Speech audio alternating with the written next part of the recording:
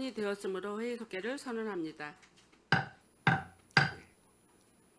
계속해서 행정자치국 소관 질의답변을 진행하겠습니다. 질의하실 의원님 계시면 것으로 신청해 주시고 폐지를 말씀해 주세요. 네, 이경우 의원님 질의해 주시기 바랍니다. 네, 이경원입니다. 오전부터 오후까지 장시간에 걸쳐가지고 어떻게 되면 뭐 이 일선에서 일을 하셔야 되는데 너무 오래 계셔가지고 좀 부담감 갖게 좀 질의를 좀 짧게 하겠습니다. 이 저희 행정자치국 보면은 이제 행정기구 현황을 보면 일과 일 사업소 36팀 이렇게 구성이 돼 있어요. 행정기구가. 총무과는 뭐 인사, 조직관리, 뭐 교육 후생, 공모 노사, 중대산업재, 시민소통비서 이런 관련된 업무 분장이 좀 돼 있고 장일현 우리 총무과장님이 좀 맡아서 업무 하시다가 승진해서 가시겠지만 하여튼 이 업무 분장 이렇게 돼 있는 업무를 올 상반기에 또 이렇게 해 오셨고 이제 하반기 저희가 업무 청취를 좀 아까 오전에 잘 받았는데 자치행정과 박기수 우리 과장님도 오신 지 좀 얼마 안 됐어요. 공원과에서 오셨네? 예.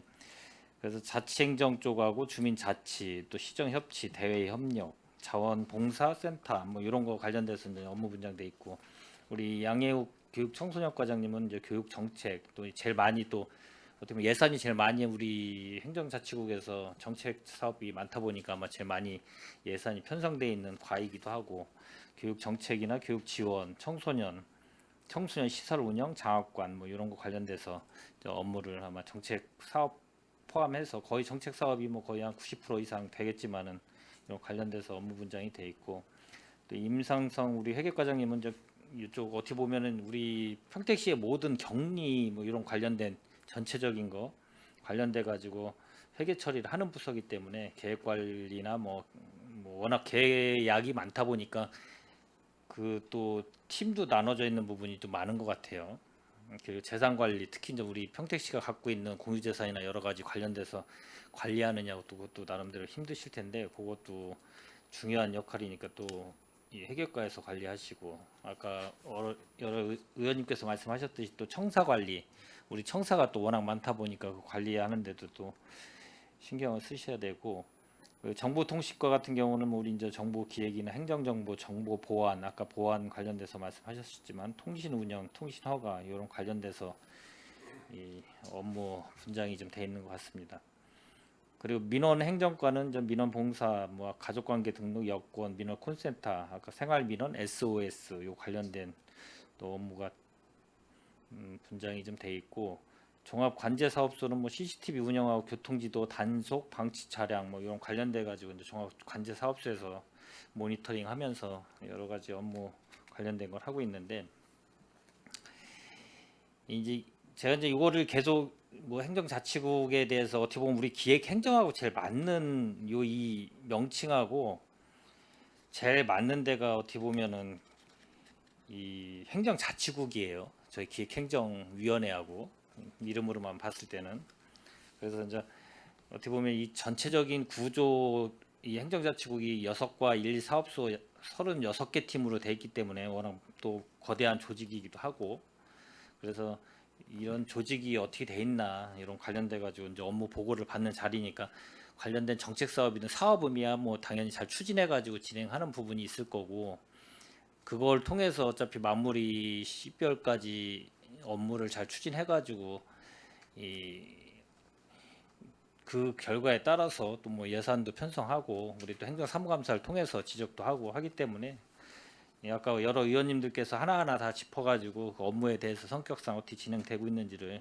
집행도 뭐 잘 하고 있을 거라고 좀 사료되고 그리고 그걸 관련해서 일단 이 뒤에 아까 서면으로 가름한다고 말씀하셨던 행정자치국 현황을 좀 한번 전체적으로 한번 저는 이제 보고 이 관련 부서에서는 몇 가지만 좀 아까 여러 의원님들께서 말씀하신 거 빼고 몇 가지 중복될 수도 있겠지만 몇 가지만 하겠습니다. 그 39페이지 보면은 행정자치국 현황 보면 평택시 행정기구 정원 있는데 저희가 정원이 2,369명이에요. 2,369명인데 이렇게 보면 조금 이제 조정이 돼 있는 것 같아요. 전년도에 비해서 이 직속 기관이 조금 줄거나 뭐 사업소도 조금 뭐 자체적으로 줄어가지고 변경이 있을 수도 있고 전체적으로 줄을 수도 있고 사업소에서 그 전년도에 비해서 사업소 같은 경우는 좀 줄은 것 같아요. 제가 이렇게 좀 보다 보니까. 그리고 읍면동에서는 자체적으로 늘리긴 늘렸는데 전체 인원은 늘었는데 자체적으로 조금 저기 읍과 동에서 조금 조정이 좀 있었던 것 같고 맞습니까, 우리 장일영 과장님? 예. 이게 이제 제가 좀 말씀드린 게 어떻게 됐든 저희가 이 평택시 중기 기본 인력 운영 계획 같은 경우 저희가 전에 한번 보고를 받았어요. 이거 관련돼 가지고 이제 향후 이제 5년간 행정 수요를 예측하여 이제 인력 운영 기본 방향 이런 걸 제시하기 위해서 어떻게 보면 좀 그에 따라서 저희가 이 계획을 잡아야 되는데 이제 보면은 저희가 이제 총액 항상 말씀해 주셨듯이 뭐 총액 인건비나 이런 게 다 걸려 가지고 상당히 애로점이 많아요. 그 관련돼 가지고 이 아까 업무 아까 의원님이 말씀하셨을 때 좀 일부 발언이 있으셨는데 답변이 있으셨는데 그 관련돼 가지고 우리는 어떻습니까? 이거 계획 관련돼 가지고 우리 총과장님 총액 인건 기준 인건비 말씀하시는. 이게 걸려서 이제 앞으로 저희가 예. 이제 읍면동도 분동이 될 거고 네네.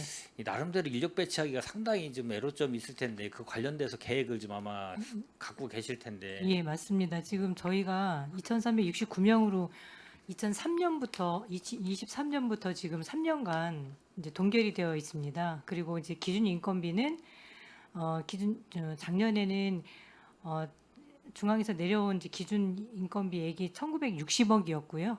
근데 실제로 저희가 집행한 금액은 한 2,091억 정도 됩니다.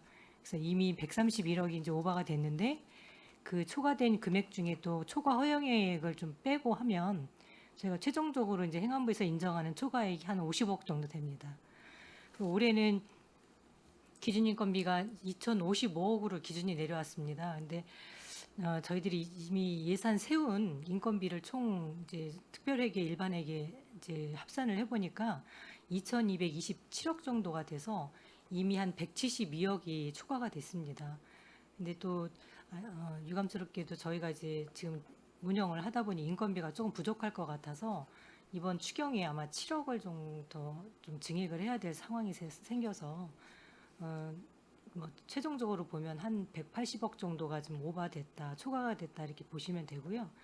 다만 이제 그 넘는 금액에 대해서 그 금액만 생각을 하면 인력을 저희들이 이제 더 앞으로도 뭐 감축을 한다든지 이런 방향으로 가야 하지만 우리 시 같은 경우는 지금 말씀하신 것처럼 계속 증원해야 될 부분들이 많고 그런 환경들이 계속 이제 늘어나면 늘어나지 줄지는 않기 때문에 조금 오버가 되더라도 필요한 부분 지금 예를 들자면 내년 같은 경우에는 고덕동이 지금 이미 이제 6만을 좀 바라보고 있기 때문에 필수적으로 좀 분동을 해야 되는 상황입니다. 그래서 내년에는 분동하게 되면 거기에도 한 18명에서 20명 정도 추가 인력이 좀 소요가 되고 저희들이 이제 몇 개의 아주 필수적인 인력을 지금 계산을 해보니까 내년에 기본적으로 좀 증원을 해야 될 부분을 하니까 한 27명 정도가 지금 필요한 그런 상황입니다.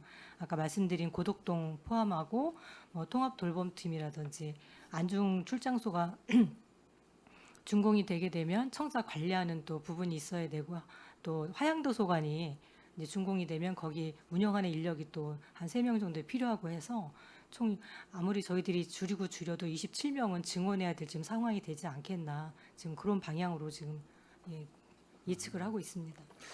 그러면 이게 지금 계속 총액 인건비가 초과되는데 이게 이제 앞으로도 계속 그렇게 될 것 같아요. 큰 뭐 변동이 없으면 위에 이제 행안부 지침이 예를 들어서 적절하게 편성 저기를 좀 늘려주거나 뭔가 있으면 모르는데 현재로서는 우리 평택시가 처해져 있는 게 총액 인원보다는 총액이 넘어갔기 때문에 지금 아까도 초과됐다 그랬잖아요. 170억 2억인가? 그럼 계속 초과될 때 이게 페널티가 어느 정도 있습니까 혹시? 그 전전년도 그 기준인건비에 이제 초과된 금액에서 초과 네. 허용액이라고 해서 이제 또 별도로 이제 산식을 줘서요. 한 작년 같은 경우에 한 76억 정도를 좀 허용을 해줬습니다. 그래서 총 저희가 부담해야 될 금액이 한 55억 정도 그게 초과된 걸로 좀 예상이 되고, 그렇게 하면 이제 내년도에 그거를 페널티로 보통 교부세에서 감액을 해서 받기를 됩니다. 올해도 저희들이 뭐 단순 계산으로 한다면 아까 말씀드린 것처럼 180억 정도가 지금 이미 초과가 됐고, 이제 행안부에서 어느 정도를 좀 거기서 빼줄지는 좀 미지수이긴 합니다만, 올해 수준으로 봐서 한 80억 정도를 빼준다 치면 그래도 초과액이 100억 정도가 되기 때문에 2년 후에 보통 교부세에서 그게 감액돼서 내려오게 되는 그런 구조로 지금 진행을 하고 있습니다. 그럼 이제 저희 평택시가 어떻게 됐든 저희 도시개발도 많고 인구 지속적으로 증가되고 지난 5년간 보면은 이제 연평균 인구 한 4.4% 정도가 좀 증가되고 세대가 4.5%가 좀 증가되는 이 현실 속에서 이 개선 방안이 없으면 계속 페널티를 먹으면서 그럼 이 문제는 어떻게 됐든 이 인건비 자체가 어느 정도가 지금 현재 우리 조직 상황으로 봤을 때 이 인건비를 낮출 수 없는 방안이 되면 계속 이렇게 가야 되는 상황이잖아요. 지금 현실적으로 저희 지자체만 그렇습니까? 아니면 다른 지자체 유사 지자체 우리랑 비슷한 인구나 뭐 이런 거 봤을 때 비슷한 지자체도 좀 똑같은 상황입니까 혹시? 지금 경기도 내 50만 이상 되는 그 대도시는 저희와 거의 같은 이제 추이를 보이고 있고요. 아마 저희가 뭐 제가 지금 자료를 가지고 있지는 않지만 대부분 좀 중소도시나 인구가 감소하는 도시를 빼고는 경기도 내에서 대부분 대도시급 이상에서는 계속 저희와 같은 상황인 걸로 알고 있습니다. 그럼 이 저희 행정기구 정원 현황에는 이 시청 공무원들하고 아니면 공무직까지 다 포함되어 있는 겁니까? 이거? 지금 39페이지에 있는 거는 저희 일반 공무원만이고요. 아니 저기 우리 저기 총액 기준- 인건비. 기준 인건비에는 네, 저희 이제 공무원하고 공무직하고 네. 그다음에 임기제, 청경 인건비까지 포함입니다. 그럼 이제 정원관리 이거 기간별, 직종, 직급별 이거 인력 운영을 어떻게 잘 해도 이 문제는 해결이 안 되는 거네요. 그럼 결론은 행안부 쪽에다가 어느 정도의 이 좀 같이 공동된 의견을 좀 해서 반영이 되게 만들 수밖에 없는 구조네요. 네, 그래서 이제 제가 알기로는 한 2년 전에도 시장군수 협의회에서 이런 내용들에 대해서 각 시군의 입장을 이렇게 전달한 걸로 알고 있는데, 정부 기조가 이렇다 보니까 아직은 뭐 방향은 바뀌진 않고 있고요. 저희도 지금 내년 추이가 어떻게 될지 지켜보고 있습니다. 그러다 보니까 워낙 인원도 못 늘리고 뭐 이 금액에 총액에 묶이다 보니까 인원을 못 늘리다 보니까 되게 경직되게 움직이는 것도 하나의 또 우리 국이 만들어지고 또 말 그대로 여러 가지 조직이 개편돼 가지고 하나의 과가 또 만들어지고 과가 이렇게 신설되고 막 그러다 보면 다른 쪽에 있는 인원을 갖다 이쪽에다 배치하다 보니까 어떻게 보면 행정 서비스가 질이 또 저하되는 부분도 분명히 있을 것 같고 그래서 이게 고민인데 하여튼 이런 거를 좀 잘 해결할 수 있는 거를 좀 잘 지혜를 짜내서 위에 쪽에다가 자체적으로 해결이 안 된다 그러면 전체적으로 문제성이 있는 거 저희뿐만 아니라 다른 데도 그렇다고 하면 그런 해결 방안을 좀 해야 되지 않나라는 생각이 들어서 좀 행정기구 및 정원 관련돼서 전체 저희 지금 현재 뭐 중기 기본 인력 운영 계획 이거 관련돼서 그냥 같이 한번 전체적으로 질의를 해봤고요. 그리고 평택시 그 자원봉사센터 관련돼서 40페이지인데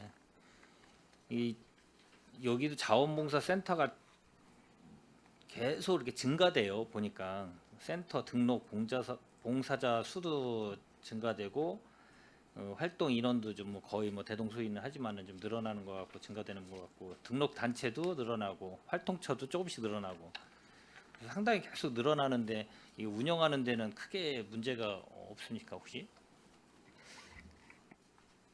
지금 자원봉사 센터 관련 봉사자들이 계속 증가하고 있고 수요처도 지금 금년에 이제 6월 현재 444개소인데요. 늘어나다 보니까 실적으로 이제 사무실이나 이런 게 좀 부족한 부분도 있고 인력도 좀 부족한 부분이 있습니다.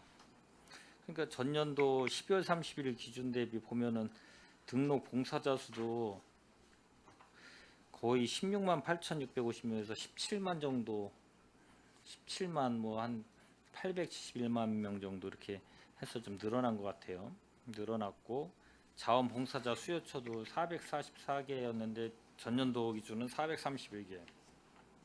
계속 이렇게 좀 계속 매년 늘어나는 것 같아요. 그 늘어나다 네네. 보면 이것도 이 어떻게든 평택시 자원봉사센터에서 지금 현재 10명이서 근무를 하는 것 같아요. 네. 교육장은 똑같고 계속 늘어나면 이것도 잘 계획을 세워가지고 아마 관리를 하셔야 될 것 같다는 생각이 들어서 운영이 잘 되고 있나 한번 좀 여쭤본 거고요.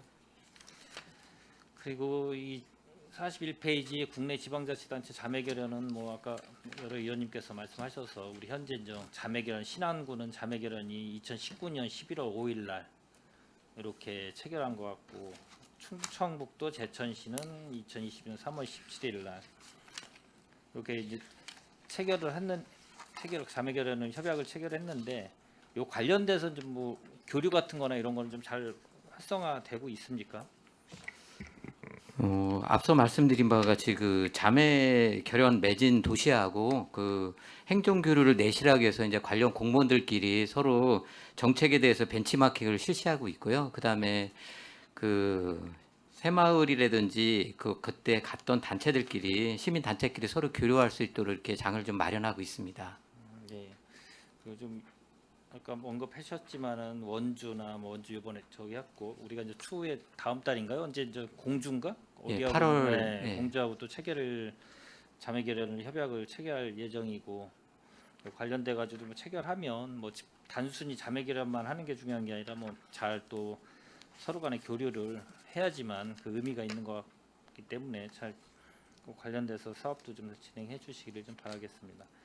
그 평택시 그 장학관 42페이지 같은 경우는 이거 아마 전에 보니까 아마 사업이 있는데 그 보일러 교체하고 뭐 그런 거 아마 상반기 때 말씀하신 것 같은데 그거는 잘 진행됐습니까 혹시? 네, 진행 다 했습니다. 잘 진행됐고 장학관 관련된 거는 그 청소년 시설 뭐 43페이지 보면은 우리가 이제 청소년 시설 수련 시설이 한 7개소가 있어요. 무봉산 있고 이제 평택시 청소년 문화센터, 안중 청소년 문화의 집, 팽성, 뭐 북부 청소년, 서정, 원평 이제 워낙 많은 수련 시설이 있고 또 공부방도 있고 청소년 상담 복지센터, 그 청소년 쉼터, 청소년 자유공간 워낙 이제 많은 시설이 있다 보니까 아까 제가 말씀드렸듯이 우리 이 정책 사업으로 제일 또 우리 행정자치국에서 제일 많은 예산을 좀 갖고 있는 것 같아요. 우리 예산이 얼마인지 혹시 청소년 한 총무과 그리고 우리 교육 청소년과가 예산이 우리 2025년 예산이 얼마 되죠? 한 498억 정도 되는 것 같아요. 아직 뭐 본 예산 네, 기준으로 네. 해서. 본 예산 추경까지 합해서 아마 499억, 499억 정도 되네요. 1차 추경까지 포함하면은 이 정도 사업을 갖고 좀 진행을 하시는데 관련된 시설이 워낙 많다 보니까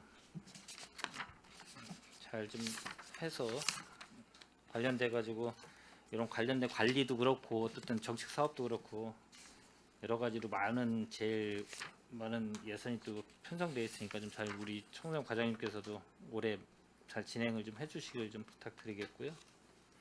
그리고 시청사 이거 관련돼서 아까 뭐 의원님께서 말씀하셨는데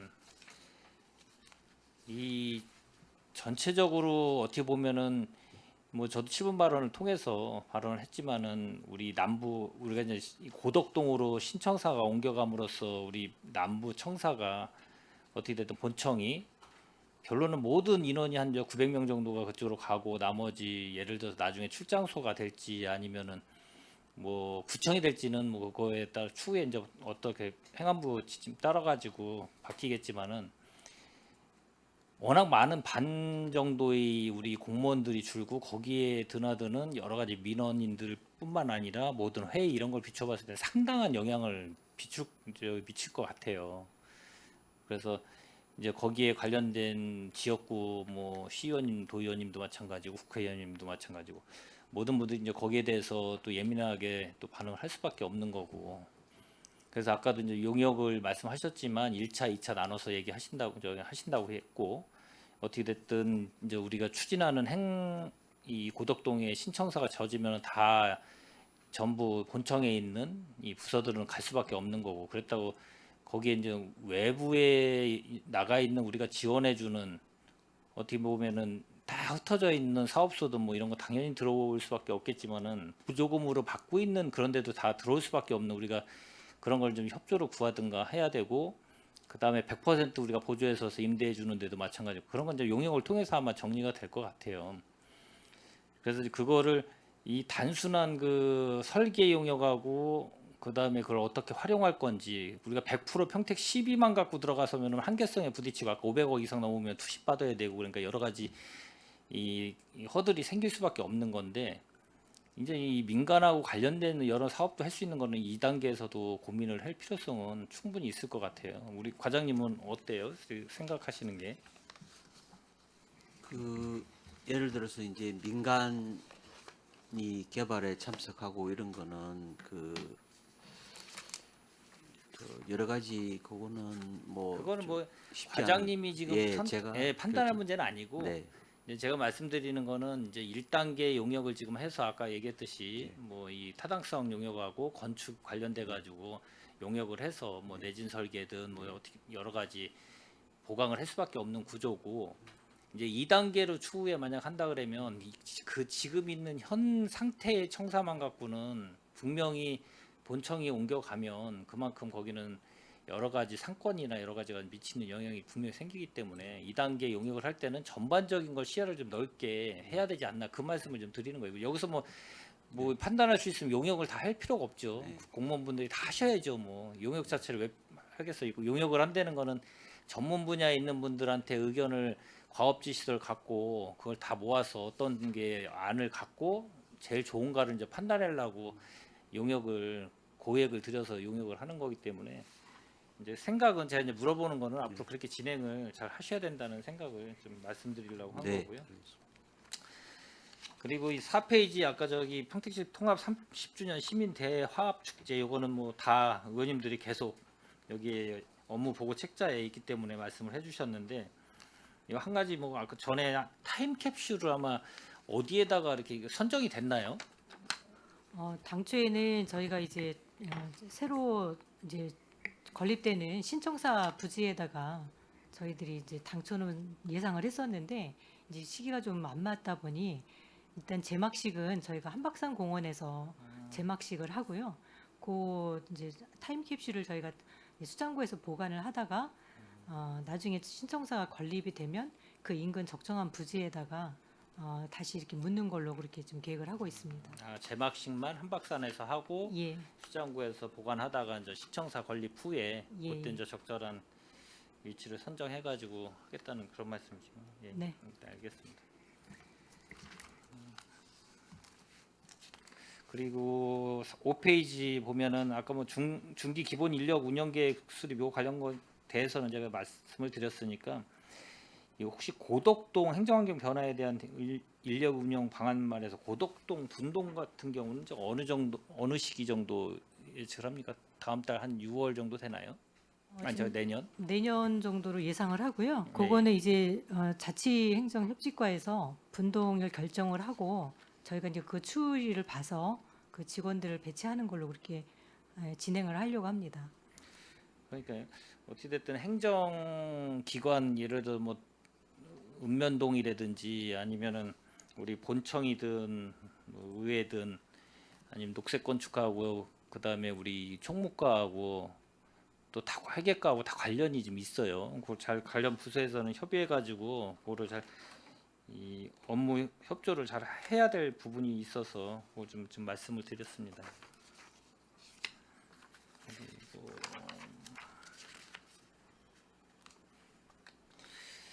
7페이지 보면은 이제 공감과 소통, 건강한 노사문화 정립이 있는데 제가 이거는 좀 궁금해서 뭐 여기에서 뭐 다 생각하시는 분이 다를 텐데 저는 좀 이렇게 생각하거든요. 이게 공무원하고 이렇게 표시가 돼 있는데 공무원하고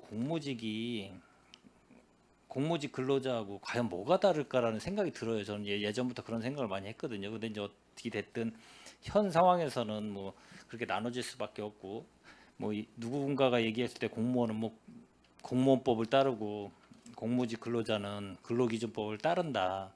뭐 그렇게 얘기를 하는데 이제 근데 이게 쓰는 용어를 보면은 공무원 같은 경우는 사전적 의미를 봤을 때 공적 업무를 종사하는 사람들이 공무원이잖아요. 그러니까 공무직 근로자도 똑같이 보면은 어떻게 해석을 하면 사전적 의미를 해석을 하면 국가나 뭐 공공단체 일을 맡은 직이나 직무 거기에 이제 공적 똑같죠. 그거에 따라서 일하시는 분들이잖아요. 그럼 저는 똑같다고 보거든요, 솔직히. 일의 성격만 다르지. 근데 이제 이게 아까 말씀하셨을 때 단체 교섭, 임금 교섭 뭐 여러 가지 이런 게 관련된 게 이게 이제 회사로 보면 일반 회사, 민간 회사 보면은 과장급 이상들은 저 노조에 가입을 못 하고 그 이하는 가입을 해요. 그러면 이제 이 대부분이 뭐 일반 민간 기업 보면은 생산직도 있고 사무직도 있고 근데 거기는 노조 가입은 과장급 뭐 이하인가 하여튼 뭐 그렇게 돼 있을 거예요.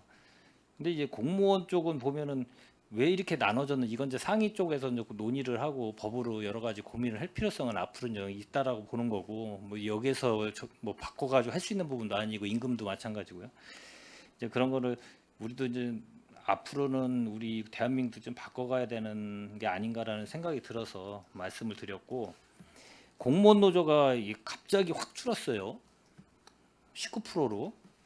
제가 보니까 전년 우리 저 상반기 때 보니까 한 30%인가 그랬던 것 같은데요. 그렇죠? 이렇게 확 줄은 뭐 배경이나 이유가 있나요? 저희가 이제 조합원 수를 그동안 이제 공무원 노조 측에 이제 명수를 좀 알려달라고 했을 때 사실 좀 이제 그 전체 내용을 좀 공개하기를 좀 꺼려해서 저희가 나름대로 이제 추산을 해서 그 인원을 정했었습니다. 예. 예. 근데 저희가 어떤 계기가 돼가지고 이 조합원 수를 좀 산정을 해야 되는 이제 기회가 돼서 조합비를 이제 공제를 하는 그 직원들을 세 보니까 지금 적혀 있는 430명 그리고 이제 후원 회원 포함입니다. 이 숫자는 그래서 그렇게 좀 나가는 걸로 그러니까 실제 숫자가 좀 바뀐 케이스입니다. 그래서 아마 지난번에는 제가 700여 명으로 좀 표기를 했었었는데 실제로 저희들이 직접 그 그러니까 조합비를 공제하는 직원들을 실제로 좀 카운팅을 해보니까 430명으로 최종 이렇게 나왔습니다. 그러니까 상반기에 주고 저기 조합비 나가는 것만 파악하면 바로 나올 텐데 이게 700명으로 돼 있고 30%인데 갑자기 430명 19%로 확 줄어버리니까 6개월 만에 무슨 이유가 있나 그래서 제가 좀 말씀드린 건데 그러니까 그 전에는 그 정확하게 그 어떻게 보면은 조합비 나가는 것만 따졌으면 산출이 충분히 되는 건데 그거 안 하고 그냥 대략적으로 그냥 파악해서 가지고 기입을 했다는 얘기죠. 예, 그 부분에 대해서는 저희들이 조금 좀 더 정밀하게 해서 의원님들한테 보고를 했어야 되는데 좀 잘못됐다는 말씀드리겠습니다. 그래서 어떻게 됐든 뭐 이 노사 협의든 단체 공무직들도 단체 교섭이나 임금 교섭이든 이게 이제 어떻게 보면은 이 공무원분들이 구성돼서 임금 교섭을 들어가게 되면 이 공무원 들어가시는 분이 몇 명 간부 공무원분들이 따로 있죠. 들어가시는 분들이. 예, 저희가 10명으로 공무직 노조와 교섭을 할 때는 저희 이제 각 부서에 그 대표 그 공무직이 좀 많거나 대표적인 업무를 하고 있는 부서에 그 팀장급 이상으로 해서 지금 구성을 해서 저희 사측에서 10명, 그다음에 노측에서 10명 해서 이렇게 교섭을 하고 있습니다. 그러니까 아까도 제가 비교를 했지만 여기 우리 공무원분들이 사측이 되고 공무직 분들이 이제 노측 저기 근로자가 되는 이런 현실이기 때문에 그거에 대해서 어떻게 됐든 뭐 지금 상황상은 그렇게 할 수밖에 없는 구조니까. 근데 이제 그 마음적으로는 어떻게 보면 그런 같이 일하시는 같은 또 평택시청 우리 관내에서 일하는 그런 마음을 갖고 협상을 할 때 나름대로 좀 잘 임해서 해주셨으면 좋겠습니다. 그렇다고 뭐 말 그대로 뭐든지 뭐 그 기준을 벗어나서 할 수는 없지만 그런 거에 관련돼서 좀 뭐 고용자와 피고용자 뭐 이런 상태로 이렇게 협의를 한다는 자체가 좀 조금 제가 판단했을 때 일단 우리 그 협의에 들어가는 위원님들이 잘 생각해서 좀 이 협의할 때 좀 해주셨으면 좋겠다는 생각을 좀 말씀을 좀 드리겠습니다. 그리고 자치 행정과 쪽은 뭐 다 말씀해 주셨고 이 12페이지 아까도 뭐 계속 말씀을 해 주셨어요. 의원님들이 다. 어쨌든 주민 자치회하고 그다음에 또 협치회하고 그 뒷장에 있는 13페이지 협치회하고 협치는 어떻게 됐든 뭐 나름대로 이 주민자치에 있는 모든 그 대표성을 띠는 그 회장님들이 모여서 뭐 시하고 협의하면 그게 협치지요 뭐. 근데 우리는 이제 분리가 돼 있으니까 주민자치하고 협치하고 또 실무 협치회가 따로 있으니까 뭐 관련돼 가지고 두 개 운영이 되는데 이제 성격은 다르지만요. 근데 이제 주민자치회 같은 경우는 주민참여예산 같은 경우가 탈도 많고 말도 많았었어요. 혹시 근데 이제 어차피 풀뿌리 민주주의를 하기 위해서 주민들이 스스로 참여해서 예산도 편성하고 적절하게 어떤 사업을 하느냐 참 좋은 의미를 담고 있어요. 앞으로도 그렇게 나가야 되는 거고. 근데 이제 이 사업을 제대로 된 사업을 하려고 보면은 이제 교육이 제대로 이루어져야 되고 어떤 공적인 사업을 해야 되는지를 해야 되는데 그걸 잘 모르면은 판단이 잘못돼 가지고 막 사업을 이 참여 예산을 올리다 보면 이 주민총회에서도 결정할 때도 다 사람들이 모여서 하는 게 아니라 일정 부분에 있는 분들만 하다 보니까 이제 이 방향성을 잃어서 가는 경우가 있기 때문에 그런 거를 좀 이 바로잡기 위해서 이번에 주민 우리 자치의 이 조례도 많이 개정이 되고 선정위원회도 있고 뭐 하여튼 주민자치회에서 제대로 된 이 사업이 돼야 되는데 전에 이게 없었을 때는 또 불만인 분들은 있어요. 이 정도의 한 56억을 갖고 차라리 제대로 된 이 도로나 이런 소로 같은 경우를 차라리 포장을 하면 훨씬 그래도 기반 시설이라도 더 나아지는데 그런 거를 못하고 지금 현재로서는 이 주민자치에서 주민 참여 예산으로 하다 보니까 중복된 사업들도 많고 막 이런 게 있다 보니까 그런 거를 좀 잘 우리 부서에서는 신경을 쓰셔가지고 제대로 교육도 많이 우리 주민자치 교육도 많이 해야 될 부분도 있고 그리고 사업 같은 경우는 어떻게 됐든 중복적이거나 아니면 전시성이나 이런 사업이 되면은 어떻게 보면은 이 공공적인 그 마을에서 공공적인 사업을 해야 되는데 뭐 한 번 하고 없어지는 사업이나 막 전시성으로 하거나 아니면은 굳이 하지 말아야 되는 사업도 막 하는 경우가 생겨요. 워낙 그 사업을 이 제한을 해야 되는데 그 제한의 한계성이 분명히 있기 때문에 그래서 그런 거를 좀 잘 우리 관련 부서에서 우리 자치 행정 협치 과장님께서는 이런 거에 대해서 잘 신경 써가지고 좀 해주셨으면 부탁드리겠습니다. 네, 알겠습니다. 그리고 교육 청소년과 하나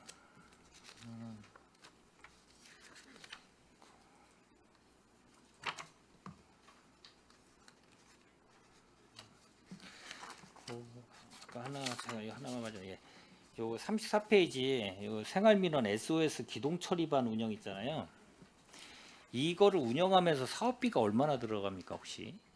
총 사업비 한 6억 정도 그렇죠. 듭니다. 6억 정도 들어가는 것 재료비가 같아요. 2억이고, 네, 인력, 네, 인건비하고 한 이런 게 3억 많이 5천. 들어가요. 네, 그러면은 기본적으로 여기에 들어가는 그 우리가 이제 여기 보면 이제 50세 이상 노인, 중증 장애인, 뭐 조선가구, 한부모가족 요거 복지 취약계층이나 이런 데서 하면 소규모 집수리 이런 거 하면서 들어가는 비용이 재료비 같은 경우는 한 2억 정도 들어갔었나요? 네, 2억입니다. 그렇죠. 한 2억 정도 들어갔죠. 그러니까 2억 들어가는데 운영비는 아까 7억이라 그랬네? 6억 네. 정도요. 근데 이게 어떻게 보면은 그런 분들을 위해서 뭐 어차피 인력이 필요하니까 당연히 인건비는 들어갈 수밖에 없고 그분들이 못하니까 가가지고 해주는데 아까 최정 의원님도 말씀하셨지만 전화번호를 당연히 몰라요. 수혜를 못 받는 분들도 상당히 있어요. 근데 아까 이제 말씀하셔가지고 그거 전단지인가 뭐 이렇게 뭐 네. 제작하신다 그랬는데 전단지도 중요하지만은 스티커용으로 만들든지 그런 데를 갖다가 붙여줘야 그분들이 붙여줘야 그거를 이용할 수 있다. 그럼 전단지 있으면 있다가 없어지고 하는 방법도 모르고 그래서 이런 아까 이거 파악은 충분히 될 것 같아요. 80세 이상 노인이든 뭐 독거노인이든 아니면 뭐 장애인분이든 이건 다 읍면동에 다 파악이 되는 부분이라 그거를 이장님을 통해서 전달해서 붙여주든 아니면 지보체를 통해서 지보체 의원님들 통해서 붙여주든 이런 걸 해야 더 수혜자들이 제대로 수혜를 입지 않나 이제 그런 생각이 들어서 네, 그리고 기존에는 그 우편물 발송비가 예산에 포함이 되어 있어서 그 취약계층한테 저희가 우편물을 발송을 했었습니다. 근데 올해 그 예산이 이제 좀 삭감이 되는 근데 바람에 우편물을 보내면 여기 계신 분들이 읽어가지고 그거를 할 수 있는 분들이 없어요. 80세 이상 분들 우편물 보면은 잘 못 읽으세요, 이것도. 그러니까 차라리 스티커를 크게 해서 그런 거를 이장님을 통해든 뭐해든 계속 지역사회보장협의체 의원님들이 다 그런 거 네. 활동하시잖아요. 그런 걸 좀 연계해서 사업을 좀 하시면 좋을 거라는 말씀을 좀 드리는 거예요. 네, 그리고 아까 의원님이 말씀하신 경로당 통해서 홍보하면 좋겠다고 그 말씀에 공감을 해서 그 스티커를 제작해서 경로당에 배부하는 방향으로 하겠습니다. 예, 알겠습니다. 예, 이상입니다. 수고하셨습니다.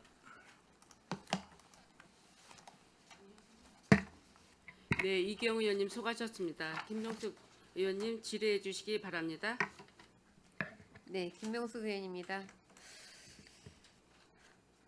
한두 가지 정도만 질의를 하도록 하겠습니다. 지능 사이버 위험 대응 보안 활동 강화에 대한 부분에 대해서 지금 사업 계율을 보면 한 3억 한 4천만 원 정도 이렇게 예산이 되어 있는데요.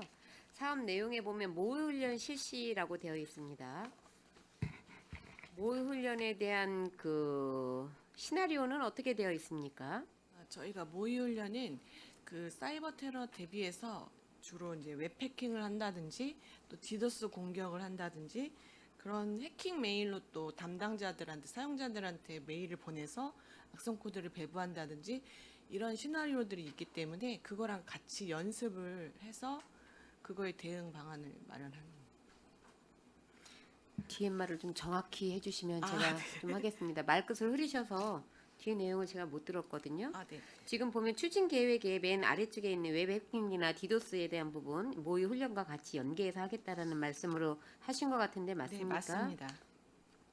그럼 모의 훈련에 대한 부분에 지금 이제 웹 해킹이나 디도스에 대한 부분을 얘기를 하셨는데 그럼 추진 계획에 지금 더 추가를 2026년도에 해야 된다면 어떤 부분이 좀 보완돼야 된다고 생각을 하세요?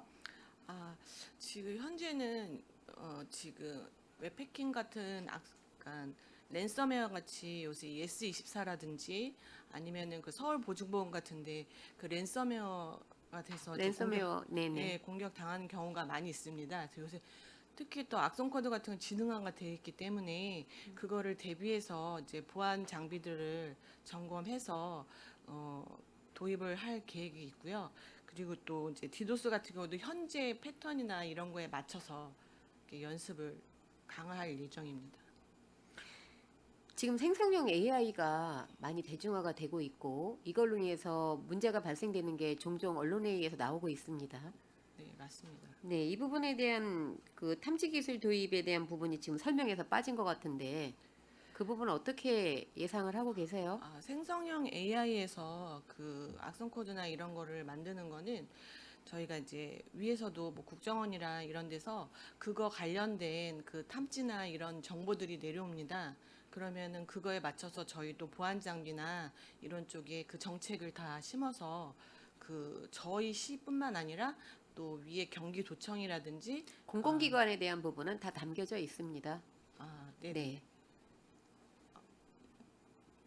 네.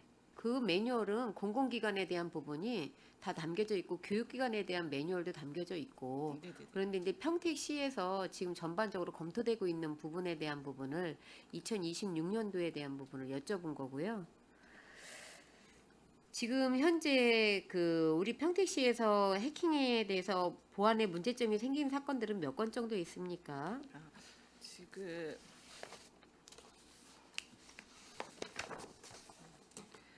저희 대표적인 게 저희 2024년에 그 주차 관리 시스템 그 도시공사 쪽의 주차 관리 시스템에 그 랜섬웨어가 감염돼 가지고 시스템 장애가 난 적이 있습니다. 네. 그래서 그런 경우도 저희가 이제 랜섬웨어 전부 다 포맷해서 시스템 다 백업된 걸로 설치하고 해서 정상화시키고 또 위에 국정원에도 보고하고 이런 사건이 있었고요.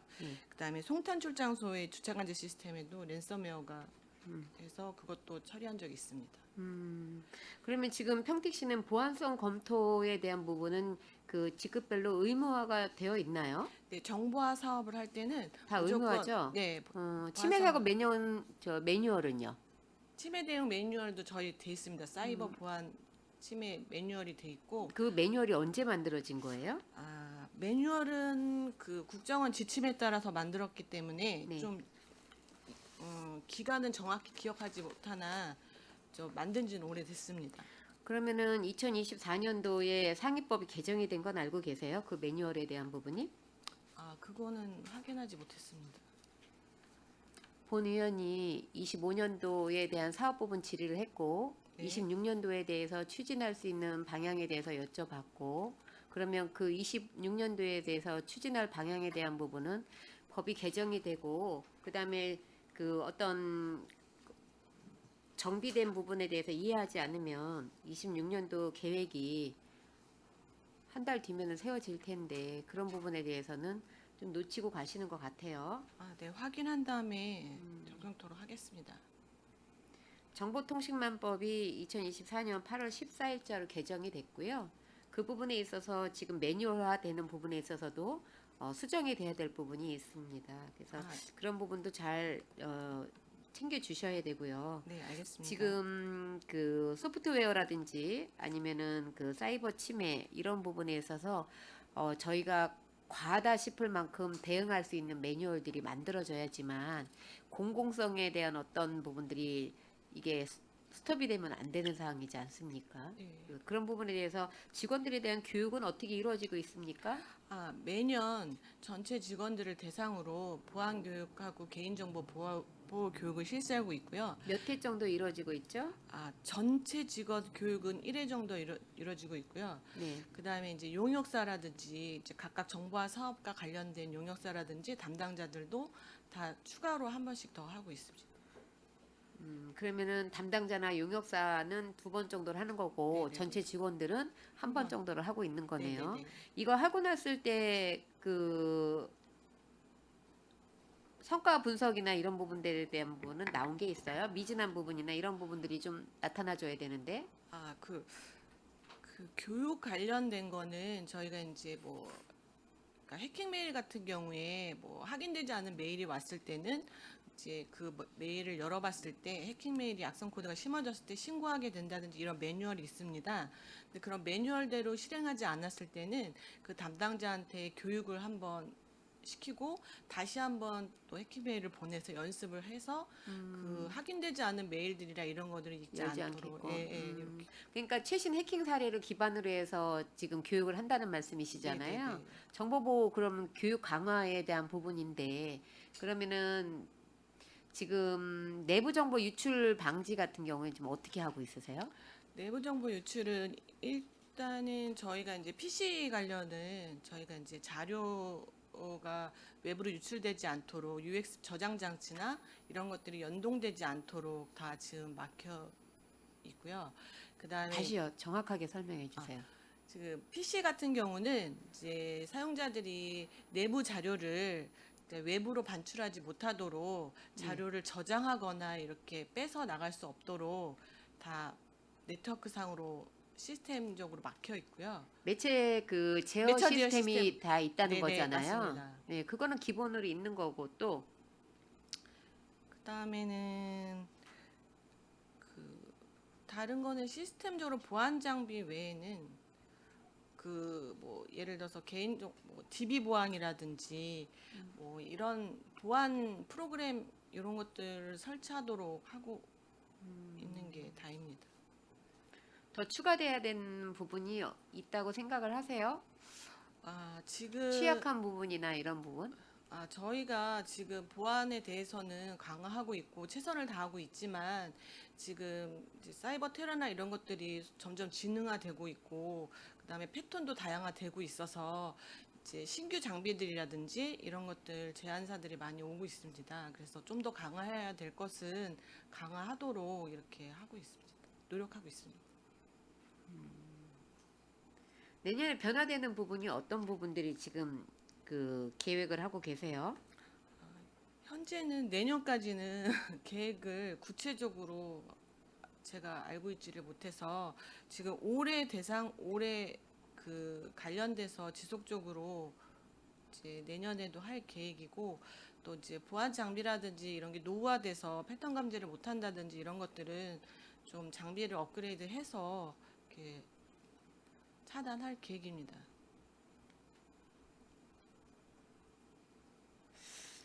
참 쉽지 않죠. 네, 어렵습니다. 네, 이 부분이 쉽지는 않은데 이게 공공에서 한번 무너져 버리면 시 전체가 올수업이 돼버리기 때문에 그런 부분에 있어서는 선제적으로 그 접근할 수 있는 방법과 직원들의 교육이 많이 이루어져야 될 부분이라고 생각을 합니다. 네, 알겠습니다.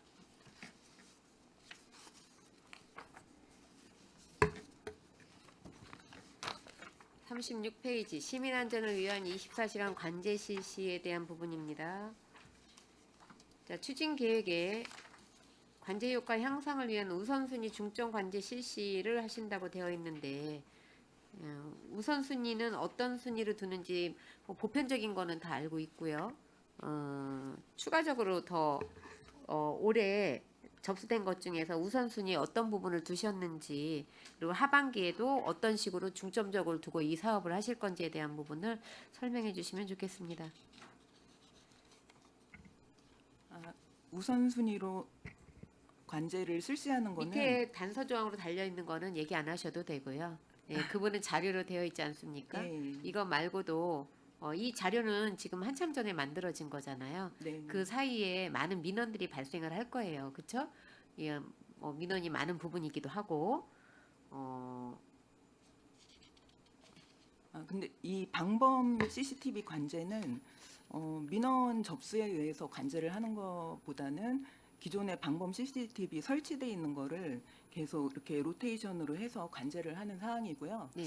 이제 5명이 이렇게 시간대로 나눠서 관제를 2,000여 대 넘는 CCTV를 관제를 하다 보니까 네. 11,000여 대거든요. 그래서 1인당 한 2,200여 대 정도 관제를 하게 됩니다.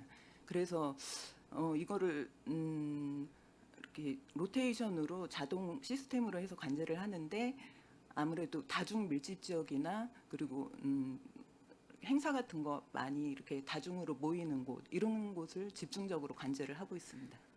그거는 지금 자료에 나와 있는 거고요. 예. 이 사업에 있어서 6명이 경찰 포함해서 4조 3교대로 하는 것도 알고 있고 예. 그런데 이제 지금 같은 경우에는 올해 같은 경우는 특수성으로 축제라보다는 뭐 여러 가지 사항들이 조금 있었는데 그 부분들에 있어서 미처 다 담지 못하는 부분들이 어느 부분인지도 설명을 좀 해주시면 좋을 것 같아요.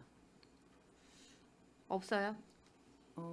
예, 제가 이제 그 현황 파악한 거에서는 네. 이렇게 뭐 어떤 부분을 놓쳐서 좀 문제가 됐다 이런 거에 그런 대해서는 부분들은 아직 없어요? 파악을 못했습니다. 이 접수 이게 지금 이제 CCTV에서 문제가 발생이 되면 경찰서로 접수가 되나요? 이제 관제 요원이 인지를 하면 네네. 거기 이제 나와 있는 상주하는 경찰한테 통보를 경찰한테 해서 한 명이 상주를 하니까. 네네. 올해 좀 발생된 사건들 중에서 뭐 대표적인 것들이 있어요? 우수 사례 같은 경우? 관제 요원들이 모니터링을 하면서 저 선제적인 그 어떤 그 감지를 해서 예방을 했다거나 뭐 이런 부분들이 좀 있습니까? 상반기에 관제요원 한 명이 경찰서에서 이제 감사패를 받은 적이 있습니다. 계속 모니터링을 해가지고. 예, 모니터링을 해서 이제 검거까지 네. 연계를 해서 그건 기사도 난 부분이 있어요. 예, 저희가 기사도 이제 보도 자료로 네네. 냈습니다. 지금 효과성이나 이런 부분은 뭐 말로 표현하지 않아도 다 아는 부분이고 지금 사건이나 사고 예방 사례 같은 경우에는 아까 말씀하신 것처럼 그 사례가 이제 대표적으로 추적을 인지를 해서 추적을 계속해서 이게 이제 그 범죄가 검거가 된 상황이고, 지금 성과 지표에 그렇게 그 민원 감소율이나 범죄 검거율 같은 게 어떻게 반영이 되고 있어요? 이 부분이 지역 축제나 다중 밀집 지역의 우선순위로 두어서 이거 관찰을 하는 거잖아요. 관찰을 하면 이런 부분에 있어서도 분명히 아까 민원이라는 부분은 이제 그런 부분의 민원이었었는데 잘 이해를 못하셔서 뭐 설명을 다시 하신 부분이 있는데, 그 다중이 모이는 곳에서 발생할 수 있는 부분들이 모니터를 하고 계시다고 해도 다 못 보는 경우들이 있잖아요. 그런데 평택시 같은 경우에는 그런 부분에 있어서 어떤 발생되는 민원율이 제대로 잘 관리를 하고 있어서 민원율을 감소를 했다거나 아니면 아까처럼 범죄율 검거율이 높아서 뭐 범죄 검거율이 높다기보다는 그런 행위가 미리 예방을 하고 이렇게 그 행정으로 이어져서 사전에 예방을 하는 이런 부분들이 성과 지표 설정에 반영이 되냐는 말씀을 드린 거예요. 저희가 이제 성과 지표에서 네. 이렇게 관제 이제 그 건수를 잡아서 이렇게 하고 있는데, 제가 정확하게 그 이제 실적의 그 계획 건수는 지금 기억을 하지 못하는데 이제 작년보다 그 전 23년보다 24년이 이제 관제율이 조금 실적이 떨어집니다. 근데 이거는 또 어떻게 보면 사전에 예방을 해서 그런 이제 뭐 이렇게 경찰이 선제적으로 대응을 해서 관제 실적이 좀 이렇게 전년도보다 감소했다고 볼 수 있고요. 그거는 어떤 추측이에요? 과장 저기 소장님의 추측이에요? 아니면은 전체적으로 의견이 그렇게 나온 거예요? 그러니까 저희가 이제 현황 그때 실적이 떨어져서 달성을 못해서 담당 직원하고 얘기를 하다 보니까 그런 추이가 있어서 되지 않을까 저희가 좀 추측을 하고 있습니다. 추측인 거죠? 예. 영상 보안 강화는 어떻게 이루어지고 있어요? 이게 보안 강화는 이제 개인정보 이제 개인들이 어떤 사고나 이런 거를 당했을 때 인근 CCTV에 대해서 정보 공개 요청을 하거나 또 경찰에서 뭐 사건 뭐 수사를 위해서 또 저희한테 요청을 하는데, 이때 이제 개인 정보가 유출되지 않도록 마스킹을 하고, 그리고 기간을 정해서 그 기간이 지나면 파기가 자동되도록 이런 식으로 하고 있습니다. 비밀번호가 되어 있죠. 네. 비밀번호는 비밀번호도- 주기적으로 얼마 정도에 이렇게 변경을 시키십니까? CCTV 비밀번호 예. 말씀하시는 거죠? 예. 요거는 저희가 주기는 제가 좀 파악을 해봐야 될 것 같습니다. 지금 이제 영상 보안에 있어서 가장 중요한 게 뭐 이중적으로 보안을 걸어놓는 것도 있지만 이 비밀번호 같은 경우에도 정기적으로 바꾸셔야지만 이게 이제 네. 오염이 안 된다라고 보거든요. 그런 네, 부분에 맞습니다. 있어서도 선제적으로 하셔야 되는 부분이고, 그다음에 이제 그 뭐 시민 안내 체계는 그래도 잘 되어 있는 것 같아요. 네, 제가 봤을 때도 그렇고, 관제 요원 관리 같은 경우에는 지금 어떻게 하고 있습니까? 관제 요원은 저희가 총 21명인데 네. 이제 5명씩 해서 3교대로 근무를 네. 하고 있습니다. 그래서 이제 근무자한테 휴식 시간 부여도 해서 근무 중간에 휴식도 할 수 있고. 제가 말씀드리는 부분은 이 업무적인 관리를 말씀을 드린 거예요. 업무적인 관리라 그러면 지금 이제 이 접속을 하게 되면 이력이 시스템에 기록으로 남지 않습니까? 남죠. 네, 그런 부분과 그다음에 무담으로 이 사람들이 열람을 했을 때 그거에 대한 어떤 대책 이런 것들이 어떻게 되어 있냐는 부분입니다. 그거는 일단 뭐 기록이 남으니까 그 네. 기록으로 관리를 하면 되는데 음. 구체적으로 이렇게 어떤 거를 말씀하시는 건지. 무단으로 열람을 방지할 수 있는 시스템 같은 것들이 그러니까 관제 어떻게 요원이 네네. 무단 열람 그렇죠. 말씀하시는 지금 거죠? 관제에 대한 부분을 질의를 하는 거니까. 예, 일단 관제 그 열람 관련은 제가 한번 확인을 해보겠습니다. 저희 담당 직원이 있어서 그거를- 성과 보고 체계는 어떻게 되어 있어요? 지금? 그 관제 요원별로 해서 네. 관제 실적을 관리를 하고 있습니다. 네네. 작성은 이거에 대한 그 관제 성과 보고서 작성이잖아요. 그러면 이게 월별로 하고 계세요? 아니면 분기별로 하고 계세요? 그 실적은 매일매일 그 실적이 누적되면 관리가 되는데 네. 그 통계치 뭐 보고는 제가 주기는 좀 확인을 해봐야 될 것 같습니다. 이거 시민들한테 저기 공개는 하세요? 관제 실적에 대해서 공개는 하지 않는 걸로 알고 있습니다. 안 하는 이유가 뭡니까? 그게 이제 보통 공개하는 거에 대해서는 공개해야 되는 규정이나 이런 게 있을 때 공개를 하는 걸로 알고 있는데 요것도 그게 반드시 공개를 해야 되는 사항인지 그거는 확인을 해봐야 될 것 같습니다. 저는 법적으로 이거를 해야 되느냐를 여쭤본 게 아니고 시민의 어떤 그 알 권리나 이런 부분에 있어서 검토를 해본 적은 좀 있으셔요? 그러면 생각 안 해보셨죠? 아직은? 저도 아직은 네, 오신 지 얼마 안 되셔가지고 그런 부분도 조금 검토는 해보시는 게 좋을 것 같아요. 왜냐면 저희 그 이 안전 24 같은 경우에는 잘 운영이 되고 있는 걸로 제가 보고도 받고 자료에도 그렇게 나와 있습니다. 그러면 시민들이 내가 살고 있는 지역에 대한 안전도나 이런 부분들에 주는 것도 공개하는 것도 나쁘지 않다라고 생각을 합니다. 그래서 그런 부분도 좀 검토를 해보시면 좋겠고요. 물론 이제 여러 가지 뭐 법적인 부분, 운영 부분 뭐 이런 것들이 있겠지만 앞으로는 그 시민과 항상 하는 얘기가 일방향이 아닌 양방향 소통을 우리가 주장을 하고 있는 상황에서 이런 부분에 대해서는 안전하고 연결된 부분이기 때문에 그런 부분도 좀 필요하지 않나라는 생각을 합니다.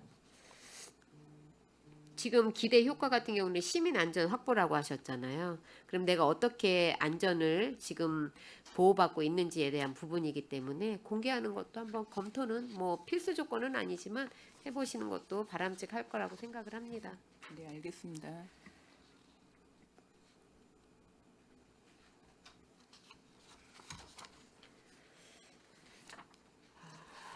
네, 이상으로 질의를 마치도록 하겠습니다. 네, 김명숙 의원님 수고하셨습니다. 다른 의원님들이 지금 다 질의를 마치신 것 같은데 또 쉬었다 하면 시간이 맞아 제가 한 서너 가지만 질의 드리겠습니다. 그 4페이지에 보면 지금 많은 의원님들이 의료와 걱정 속에 이제 관심 속에서 질의를 많이 했습니다. 통합 30주년 시민 대화합 축제에 대해서 뭐 의원님들이 다 말씀을 드렸지만 저 역시도 지금 좀 궁금 사항이 있어서 말씀드리겠습니다. 그 주요 콘텐츠 및 특화 전략에 보면 개막 퍼포먼스에 25개 읍면동 성화봉송이 이제 500명이 이게 이제 참여가 된다고 했고 여기 시민 합창단하고 주제곡 플래시오미라고 하는데 이게 그냥 평화 봉송할 때 이게 진행이 되는 건지 아니면 행사 때 진행이 되는 건지 이게 플래시오미라는 건 갑자기 그 어떤 뭐 했을 때 퍼포먼스식으로 나타나는 이게 공연 뭐라 그러나 합창이라고 하는데 이건 어떻게 진행이 될 건가요? 개막 퍼포먼스 이제 순서를 대강 말씀을 드리면은요. 예. 처음에 이제 평택 농악단이 예. 개막을 알리면서 입장을 하게 됩니다. 그러니까 그리고 다 이제 평화 봉송 끝나거나 입장식 하는 날. 그건 이제 25일 날 제가 25일 날. 본 예. 시기 개막되는 그 예, 개막식을 말씀드리는 건데요. 예. 그 농악단이 먼저 공연을 마치면 그 후에 이제 500명 시민 합창단이 합창 공연을 하는데 평택 시민의 노래, 그다음에 우리 시에서 그 시에 계신 선생님이 하셨던 노래 동요 중에 노을이라는 노래가 있습니다. 노을동요. 그걸 이제 주제곡으로 해서 두세 곡 정도 그렇게 합창을 하고 나면 그 다음에 250명의 성화 봉송단이 입장을 하게 됩니다. 성화를 들고 입장을 하셔서 거기서 이제 그 퍼포먼스를 하시고요. 그리고 나서 이제 그 대규모 플래시몹을 그 무대에서 같이 그러니까 플래시몹이라서 뭐 대단한 뭐 퍼포먼스를 하는 건 아니고 아주 간단하지만 간단한 동작과 더불어서 그 주제곡을 부르면서 시민 화합을 도모하는 그런 주제로 해서 그래서 플래시몹을 이게 진행하려고 제가 합니다. 이제 궁금했어요. 이게 간단하게 순간적으로 이게 하는 행사인 것 같은데 이걸 어떻게 진행할 건가에 대한 궁금해서 지금 문의 드린 거고요. 그리고 제가 이제 그 드론 쇼가 이제 드론 뭐 1,000대를 이용해서 한다고 했는데 이게 과연 잘 진행이 되리라고 저는 생각하는데 아까 시간을 10분에서 15분 정도 소요가 된다고 얘기하신 것 같아요. 제가 안성에 바우더기 축제를 한번 가봤었어요.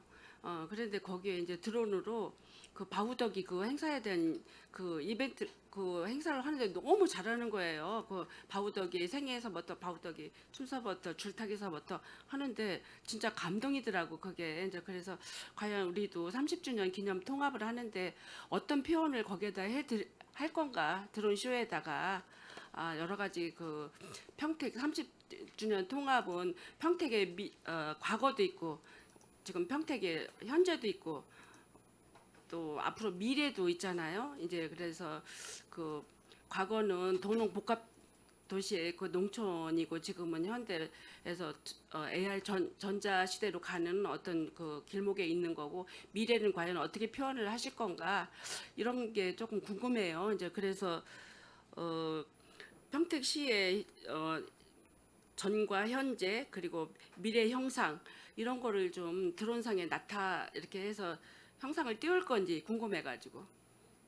예, 저희가 이제 얼마 전에 그 세계 용역사로부터 제안을 네. 해서 심사를 했습니다. 그래서 예. 그들이 이제 일단 이제 샘플 그 영상을 가지고 와서 이렇게 영상 저희가 이제 주제를 주고 보셨어요? 예, 과거와 현재 또 이제 조금 더 이제 미래에다가 조금 더 이제 비중을 더 둬서 예. 제작을 좀 해 오신 거를 봤는데 나름대로는 다 특색 있고 굉장히 좀 의미 있는 영상이 많이 있었습니다. 그래서 그 지금 이제 선정 단계 막바지인데요. 아직 선정 업체하고 계약은 안 했지만 그 업체하고 저희들이 가지고 있는 아이디어하고 잘 좀 협의를 해서 지금 위원장님 말씀하신 그런 내용들이 잘 담길 수 있도록 그렇게 영상을 잘 만들어 보겠습니다.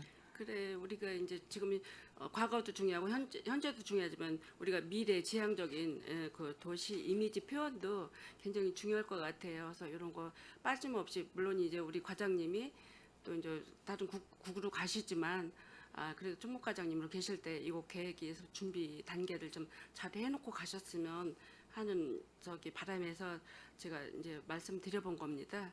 하여튼 그 시민이 주도하고 문화행사가 같이 시민하고 우리 관하고 함께 주도할 수 있는 이거 뜻깊은 행사가 되기를 바라고 지난번에 그 우리가 드론 쇼보다도 뭐라 그럴까 또 무슨 행사가 있었는데 그건 예산이 없어서 못 하나 보네요. 그 레이저 쇼. 예, 레이저 쇼를 저희도 이제 했었었는데요. 좀 한 곳에 집중하는 것이 오히려 더 시각적으로나 또 시민들한테 좀 각인이 될 거, 좀 인상적이겠다, 뭐 이런 의견들이 좀 많으셔가지고 좀 이제 양쪽의 의견이 좀 있으셨는데요. 레이저 쇼는 좀 내리고 저희들이 드론에 좀 드론만. 집중하는 걸로 그렇게 결정을 했습니다.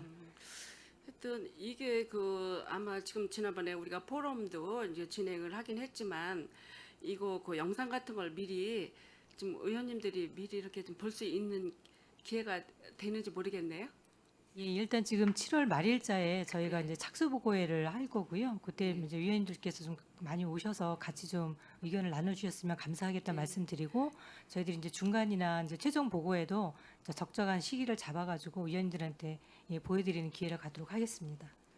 별로 저희 의원들이 봐가지고 뭐 이렇게 큰 도움은 안 될지라도 그래도 저희들이 그 보면 이렇게 했으면 좋겠다라는 어떤 조금 그 첨가시킬 수 있는 이런 그 좋은 또 그러니까 이미지가 창출될 수도 있지 않습니까? 네. 그런 걸 좀 한번 미리 좀 봤으면 하는 바람에서 하고 30주년 통합 우리 행사 잘 치르기 바랍니다. 네, 잘 준비하겠습니다. 네.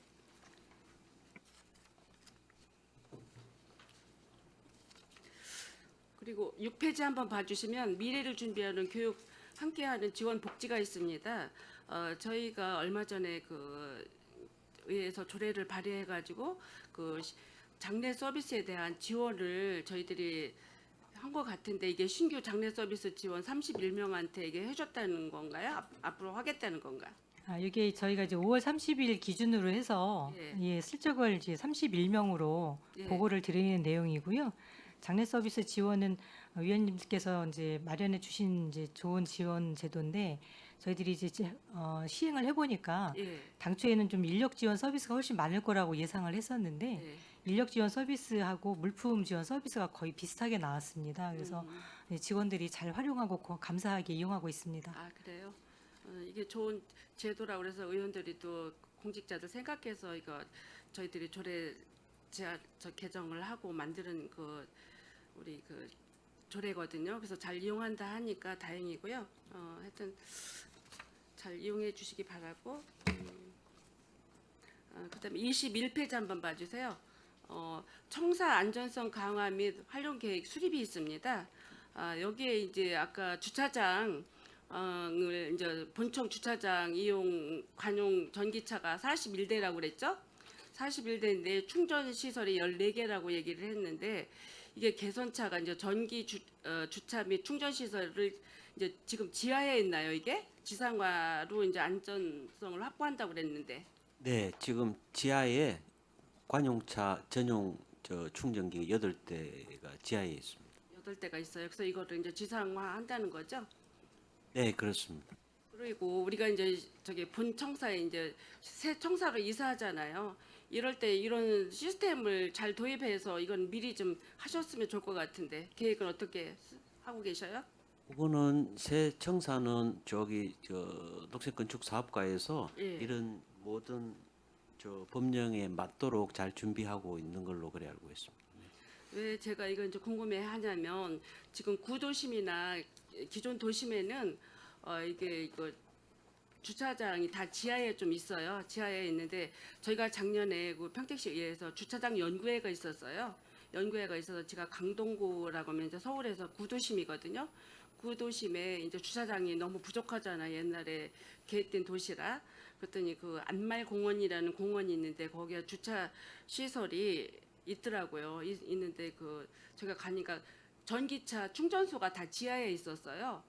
그래서 저희가 이제 보니까 그 위에 스프링쿨러가 자동 시스템으로 다 연결시켜 놨더라고요. 거기가 한 8대인가 그렇게 있었는데 그래서 저희들이 저 시설이 뭐냐 하고 물어보니까 열감지 시스템이 돼 있어서 만약에 무슨 이상이 생각하고 이러면 자동으로 스프링클러가 물이 확 쏟아지는 시스템이 있더라고.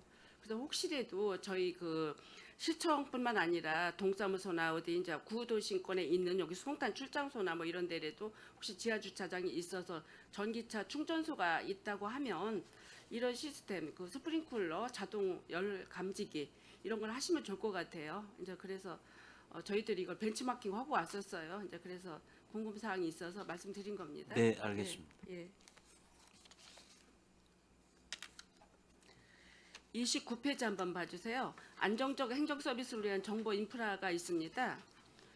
여기에 이제 RPA 이용 업무 자동화 구축 사업이 있는데 지금 그 우리 최신 PC 및 모니터 행정 업무 소프트웨어를 이제 저희가 이제 많이 교체를 하는 것 같아요. 예, 맞습니다. 이 추진 실적에 보니까 PC 모니터 구입이 173대에다 모니터는 125대 뭐 이렇게가 돼 있어요. 우리가 그 지금 평택시 전체에 그 이거를 교체하는 건가요? 아니면 이게 정보통신과 것만 하는 건가요? 예, 전체 평택시에서 사용하는 PC랑 모니터를 교체를 하고 있고요. 예. PC 모니터 내구 연수가 5년이라서 예. 5년 지나면 PC랑 모니터를 바꿔야 되는데 저희가 예산상의 어려움이 있어서 5년 된 PC도 교체를 하지 못하고 한 2019년 정도 들어온 PC를 지금 교체하고 있습니다. 이렇게 맨 밑에 추진 계획에 보면 행정용 PC 2,180대, 윈도우 11대 업그레이드 이렇게 시킨다고 했는데 이거는 업그레이드만 시키는 건가요? 교체가 아니고? 네. 지금 윈도우 10을 쓰고 있는데요. 이게 올해 10월 14일에 윈도우 10이 종료되면서 예. 보안 패치를 더 이상 마이크로소프트사가 하질 않기 때문에 저희가 PC에 이제 보안 취약점이 생겨서 이거를 전부 다 11으로 바꿔야 되는데 PC가 너무 노후된 PC를 많이 갖고 있다 보니까 그게 윈도우 10으로 지금 설치된 PC가 2180대가 됩니다. 그래요. 그래서 그거를 이거를 11로 11로 바꿔야 바꾸는 됩니다. 거예요? 네네. 그렇구나.